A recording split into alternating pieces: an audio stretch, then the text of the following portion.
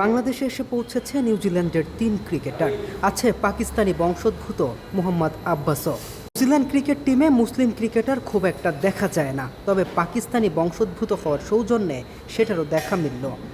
এর আগে কিউইদের বরণ করে নিতে বাংলাদেশের টিম বাস সহ প্রশাসনিক কর্মকর্তারা আগেই হাজির হয়ে গিয়েছিল এয়ারপোর্টে। নিরাপত্তা অজুহাতে বরাবরই বড় দলগুলো বাংলাদেশের দিক থেকে মুখ ফিরিয়ে নেয়, তবে বাংলাদেশও যে নিরাপত্তায় এক বিন্দুও ছাড় দেয় না সেটারই প্রমাণ দেখা মিলল। এর আগে কিউই ক্রিকেটারদের দেখা পেতে অপেক্ষা করতে হয়েছে দীর্ঘক্ষণ। এরপরেই আবার কঠোর নিরাপত্তায় ক্রিকেটারদেরকে নিয়ে যাওয়া হয়েছে টিম হোটেলের দিকে।